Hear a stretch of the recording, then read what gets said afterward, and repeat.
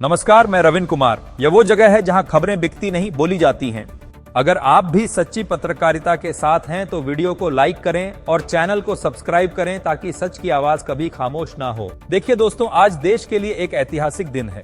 प्रधानमंत्री नरेंद्र मोदी ने आज देश के सबसे लंबे समय तक रहने वाले लोकतांत्रिक रूप से निर्वाचित प्रधानमंत्री का रिकॉर्ड अपने नाम कर लिया। उन्होंने पंडित जवाहरलाल नेहरू के 4398 दिनों के रिकॉर्ड को पीछे छोड़ दिया है। मोदी ने आज 4399 दिन पूरे कर लिए हैं। इस मौके पर प्रधानमंत्री मोदी ने कहा कि उनकी सरकार ने पिछले 12 सालों में गरीबों और वंचितों के कल्याण को सबसे ऊपर रखा है। इसी बीच प्रधानमंत्री मोदी के इस ऐतिहासिक रिकॉर्ड पर एनडीए के सहयोगी दलों और बीजेपी नेताओं ने बधाई दी है। केंद्रीय मंत्री पीयूष गोयल ने पीएम मोदी को वैश्विक राजनेता बताया। वहीं शिवसेना प्रवक्ता का कहना है कि यह पूरे देश के लिए गर्व की बात है। जेडीयू ने कहा कि पीएम मोदी के नेतृत्व में भारत ने वैश्विक नेतृत्व की भूमिका निभाई है।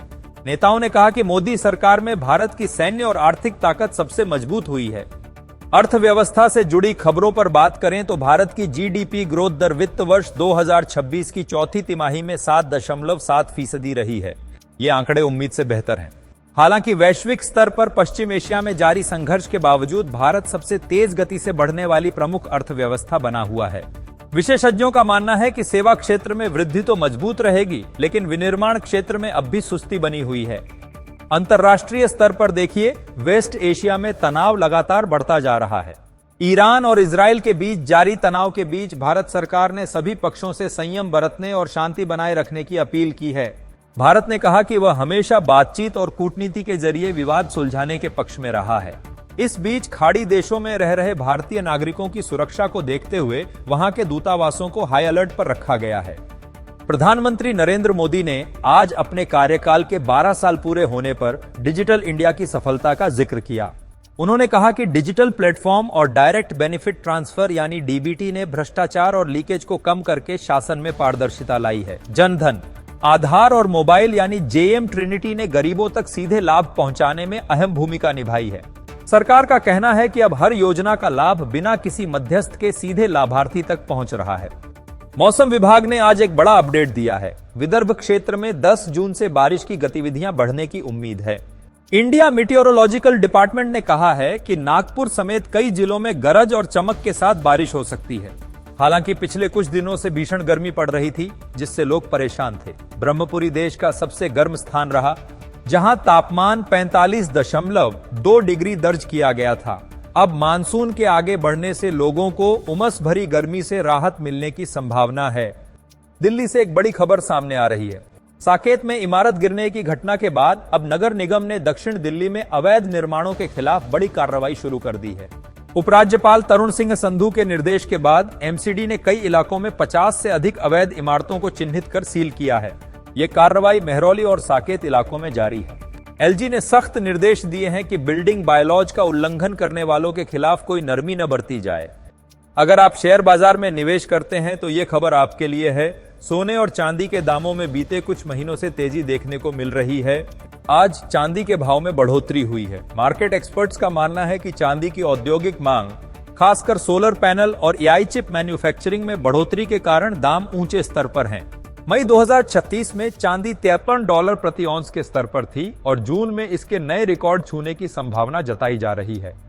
तकनीक के क्षेत्र में भारत ने एक और मुकाम हासिल किया है। डिजिटल भुगतान के मामले में भारत दुनिया में नंबर 1 बन गया है। यूपीआई यानी यूनिफाइड पेमेंट्स इंटरफेस ने इस क्रांति को संभव बनाया है। दुनिया में होने वाले सबसे ज्यादा real time digital transaction Bharat में हो रहे हैं। प्रधानमंत्री मोदी के डिजिटल इंडिया मिशन ने इस बदलाव में अहम भूमिका निभाई है। सरकार का कहना है कि इससे न सिर्फ कारोबार आसान हुआ है, बल्कि कैशलेस इकोनॉमी को भी बढ़ावा मिला है।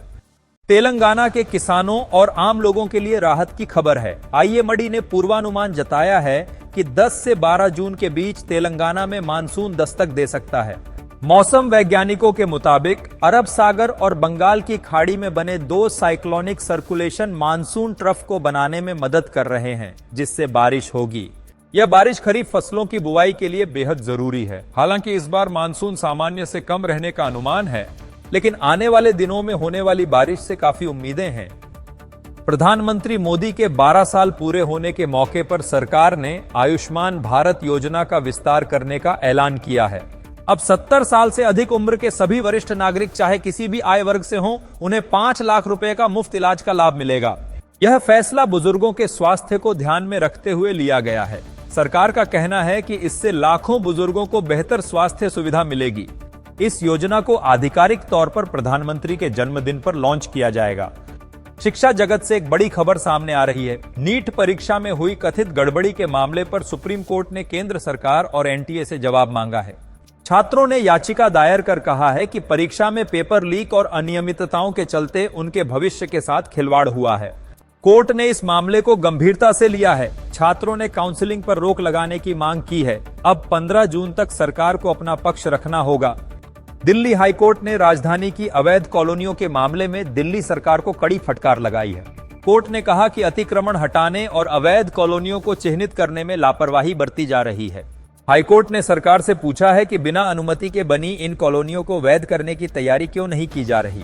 कोर्ट ने सख्त रुख अपनाते हुए कहा है कि यदि जल्द समाधान नहीं निकला तो वह स्वयं इस मामले में हस्तक्षेप करेगा।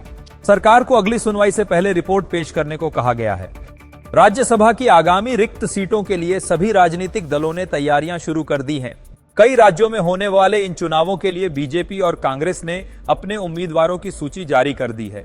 इस बीच क्रॉस वोटिंग को लेकर सियासत गर्मा गई है। कुछ विपक्षी दलों ने आरोप लगाया है कि बीजेपी अपने सहयोगी दलों पर दबाव बना रही है। हालांकि बीजेपी ने इन आरोपों को खारिज कर दिया है। पार्टियों ने अपने अपने विधायकों को सुरक्षित स्थानों पर रखने की व्यवस्था शुरू कर दी है। आम आदमी के लिए राहत की खबर यह है कि पेट्रोल और डीजल के दामों में आज कोई बदलाव नहीं हुआ है। अंतर्राष्ट्रीय बाजार में कच्चे तेल की कीमतों में उतार चढ़ाव के बावजूद तेल कंपनियों ने कीमतों को स्थिर रखा है।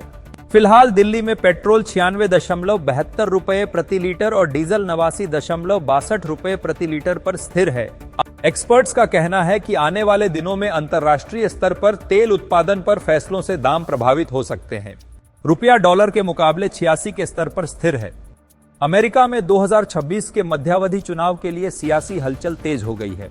राष्ट्रपति जो बाइडेन और पूर्व राष्ट्रपति डोनाल्ड ट्रंप अपनी अपनी पार्टियों के लिए जोरदार प्रचार कर रहे हैं। अप्रवासन, अर्थव्यवस्था और जलवायु परिवर्तन जैसे मुद्दों पर दोनों नेताओं के बीच आरोप प्रत्यारोप जारी है। इस चुनाव में कई भारतीय मूल के उम्मीदवार भी मैदान में हैं, जिन पर सबकी नजरें हैं। विशेषज्ञों के मुताबिक इस चुनाव का नतीजा आने वाले 2 वर्षों के लिए अमेरिकी राजनीति की दिशा तय करेगा। स्वास्थ्य के क्षेत्र से एक सतर्क करने वाली खबर सामने आई है। केरल में मंकी पॉक्स का एक नया मामला सामने आया है। मरीज की ट्रैवल हिस्ट्री के बारे में पता लगाया जा रहा है। स्वास्थ्य मंत्रालय ने सभी राज्यों को अलर्ट जारी कर दिया है। मरीज के संपर्क में आए लोगों की जांच शुरू कर दी गई है। सरकार ने कहा है कि घबराने की जरूरत नहीं है, लेकिन सतर्कता जरूरी है। देश के प्रमुख हवाई अड्डों पर स्क्रीनिंग बढ़ा दी गई है। विदेश से आने वाले यात्रियों पर विशेष नजर रखी जा रही है। टेक्नोलॉजी कंपनी गूगल ने एक नया AI टूल लॉन्च किया है, जो भारतीय उपयोगकर्ताओं के लिए काफी मददगार होगा। अब आप हिंदी समेत कई क्षेत्रीय भाषाओं में एडवांस सर्च कर पाएंगे। यह नया मल्टी मॉडल AI यूजर की बोलचाल की भाषा को समझेगा और उसी के हिसाब से रिजल्ट देगा। कंपनी का दावा है कि इससे डिजिटल डिवाइड कम होगा और ज्यादा से ज्यादा लोग इंटरनेट का उपयोग कर पाएंगे। यह भारत जैसे बहुभाषी देश के लिए एक बड़ा कदम है। यूपीएससी ने सिविल सेवा परीक्षा 2026 की तारीखों का ऐलान कर दिया है। इस बार प्रारंभिक परीक्षा 21 जून को आयोजित की जाएगी। यूपीएससी ने नोटिफिकेशन जारी करते हुए बताया है कि एडमिट कार्ड परीक्षा से कुछ दिन पहले जारी होंगे। इस बार करीब 10 लाख से अधिक छात्रों के आवेदन करने की संभावना है। देश के कोने कोने से अभ्यर्थी इस प्रतिष्ठित परीक्षा की तैयारी में जुटे हुए हैं। यह परीक्षा IAS, IPS और IFS जैसे पदों के लिए आयोजित की जाती है। शेयर बाजार की बात करें तो आज सुबह सिंगापुर एक्सचेंज निफ्टी में तेजी देखने को मिल रही है, जो घरेलू बाजार के लिए अच्छा संकेत है। हालांकि विदेशी संस्थागत निवेशकों ने बीते कुछ दिनों में बिकवाली की है, लेकिन घरेलू निवेशकों के भरोसे से बाजार गिरने से बचा हुआ है। आज बैंकिंग और इंफॉर्मेशन टेक्नोलॉजी शेयरों में खरीदारी देखने को मिल सकती है। फिलहाल बाजार 25,000 के स्तर से कुछ ऊपर ट्रेड कर रहा है। एक्सपर्ट्स का कहना है कि जब तक कॉर्पोरेट कमाई अच्छी आती रहेगी, बाजार में गिरावट सीमित रहेगी। चीन ने लद्दाख के पास सैन्य अभ्यास किया है, जिसके बाद भारतीय सेना ने अपनी निगरानी बढ़ा दी है। खुफिया सूत्रों के अनुसार पूर्वी लद्दाख में चीनी सेना की गतिविधियों में अचानक इजाफा हुआ है। हालांकि दोनों देशों के बीच सैन्य और राजनयिक स्तर पर बातचीत जारी है। भारत ने चीन से सीमा पर शांति बनाए रखने की अपील की है। रक्षा मंत्रालय ने कहा है कि स्थिति पूरी तरह नियंत्रण में है और सेना किसी भी स्थिति से निपटने के लिए तैयार है। केंद्र सरकार ने किसानों को बड़ी राहत देते हुए खरीफ फसलों के न्यूनतम समर्थन मूल्य यानी एमएसपी में बढ़ोतरी की घोषणा की है। धान, मक्का, बाजरा और तिलहन सहित 14 फसलों के एमएसपी में सरकार ने 5 से 10% तक की बढ़ोतरी की है। यह फैसला किसानों की आय दोगुनी करने के लक्ष्य के तहत लिया गया है। किसान यूनियनों ने इसका स्वागत किया है, लेकिन साथ ही कहा है कि अन्य मांगें अभी भी लंबित हैं। सरकार ने नए सत्र से ये दरें लागू करने का ऐलान किया है।